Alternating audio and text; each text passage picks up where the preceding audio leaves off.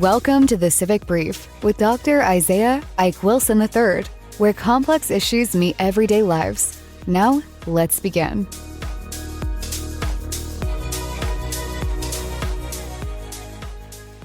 Now, there's a quiet shift underway in the international system.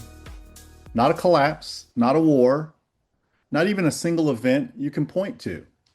It's something more subtle.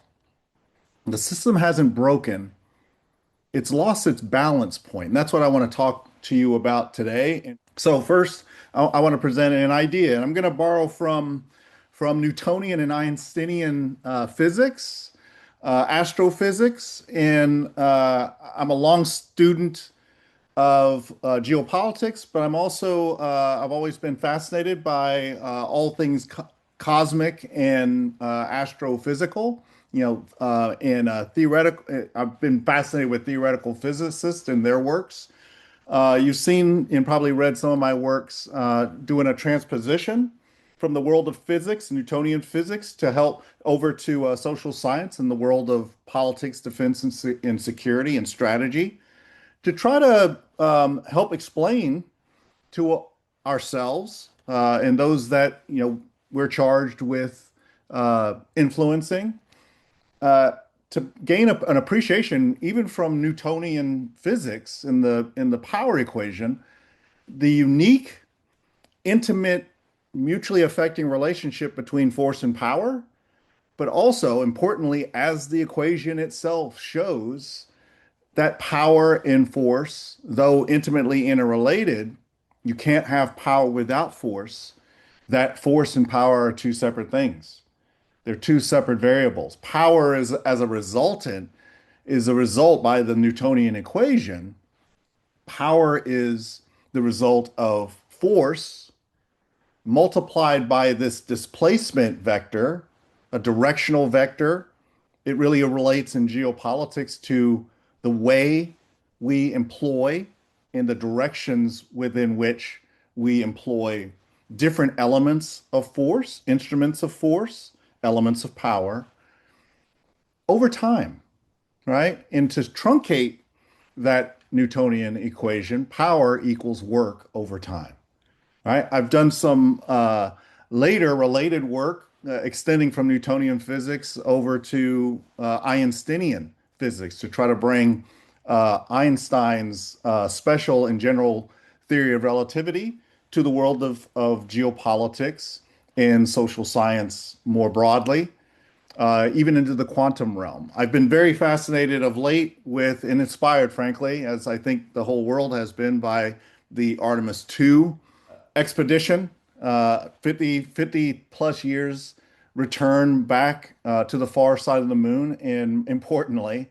back again home safely to the United States. A very inspiring moment, not just for the United States of America, but for certainly the transatlantic community and the world system writ large. Very, very inspired by that. And again, I've gone back to my whiteboards and done a little bit more transposition, this time in terms of astrophysics, and trying to look at parallels in effective transpositions to help us explain some of the dynamics from the universe in the world of astrophysics to our conditioned state right here on terra firma.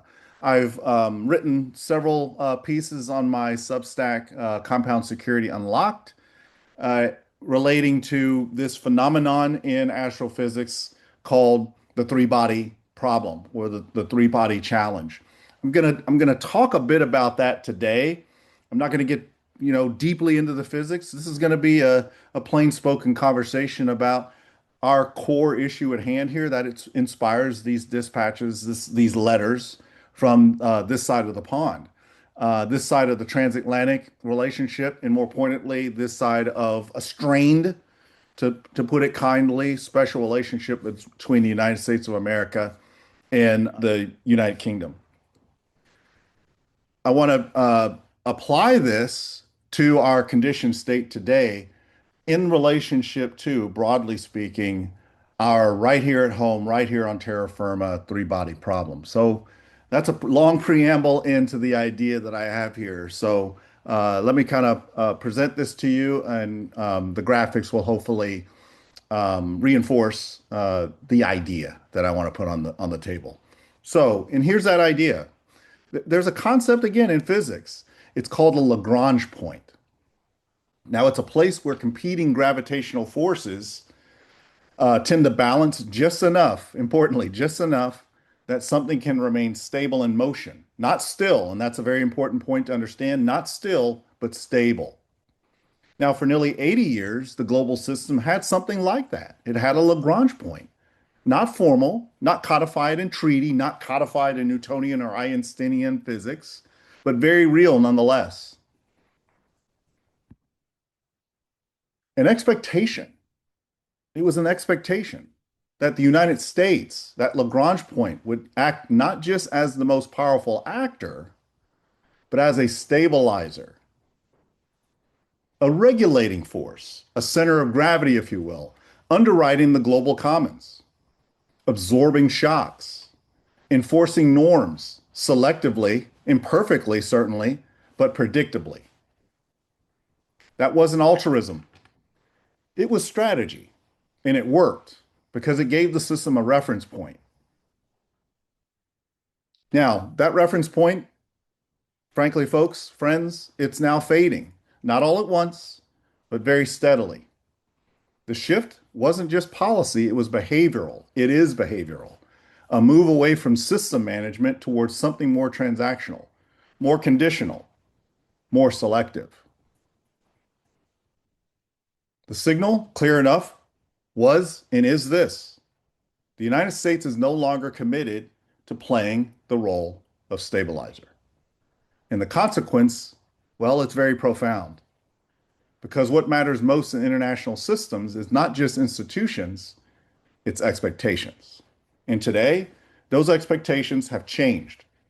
Actors across the system have internalized a new premise. There is no longer a reliable center. Now, when a system loses its balance point, three things, at least three things happen. First, competition becomes unbounded. Now, competition used to be structured. Now it's everywhere. Economic tools become weapons. Information becomes terrain. Law becomes an instrument. The lines between war and peace, well, they blur into something continuous. What we're seeing is not just competition, it's compound competition, pressure building across multiple domains at once. No off switch, no pause, just constant friction. Secondly, legitimacy, well, it fragments. A stable system doesn't just balance power, it stabilizes legitimacy. Now, for decades, even critics of the United States operated within a shared framework of norms. That is no longer true. Now we see competing models. China, performance and delivery. Russia, identity and sovereignty. And there are others, regional and situational legitimacy. There is no single standard anymore. Legitimacy has become plural. It's become contested and slower to form. Now, in my own work, I describe this as a breakdown in what I call legitimacy velocity, the system's ability to generate shared agreement. When that slows, systems begin to drift towards more and more fragmentation, towards what I've called in my other work, null zones. Thirdly, crisis, well, it becomes condition. In a stable system, crises are events. They happen, they get managed, and eventually they end. But in a system without a center, crises don't end. It becomes, and they become ambient, constant, persistent. We should all have ringing in our heads right now the situation in and around the Strait of Hormuz and that enduring main effort, the Islamic Republic of Iran, and the ongoing US-Israeli-Iran war. Escalation pathways under these conditions are less predictable. Signals are harder to read. Local conflicts ripple onward. The system behaves less like a controlled structure and more like a stress network without feedback control. Now, there's an ecology or an ecological analogy here as well. Remove from any ecological system the apex predator, and the system doesn't become peaceful, it becomes all the more unstable. Intermediate actors under this instability of the ecosystem, well, those intermediate actors expand. Smaller players hedge. Non-state actors exploit gaps. Alignment becomes temporary, transactional. Trust erodes. And what replaces that trust is constant repositioning. This is what a world looks like when it loses its regulating force, its Lagrange point. Now, there's a paradox at the heart of all this. The move away from being the system stabilizer was, in part, about reducing or attempts to reduce burden. But here's the reality. When the system loses its center, costs frankly don't disappear. They multiply. And they return in more volatile forms. More unpredictability, not less. More reactive decision making. Less strategic control. Now, in trying to step back from the system, the United States now faces a system that is much harder to manage, not easier. So, what replaces the balance point? Well, I see three possibilities. A fragile multipolar equilibrium, regional centers of stability, but no global one, or no replacement at all, a system that simply operates without a center. Now, this last scenario is the one we are closest to now. It's the one that worries me the most because it is the most dangerous. So where does this leave us? Well, it leaves us in a world where power still matters, but stability does not come with it. It's a world where legitimacy is contested, where competition is constant, where the system doesn't collapse, it drifts. And drift in complex systems rarely leads to equilibrium, that balance point. It leads to friction, more and more friction, persistent, a friction that's everywhere and all at once. The 20th century was defined by the creation of a balance point. The early 21st may be defined by its loss. And the question now is not whether competition intensifies. It will. The question is whether, without a center, it can remain bounded, or whether it becomes something else entirely. Not war, certainly not war as we've come to know it, but something more ambient, more constant. A system in motion with nothing left to hold it in place.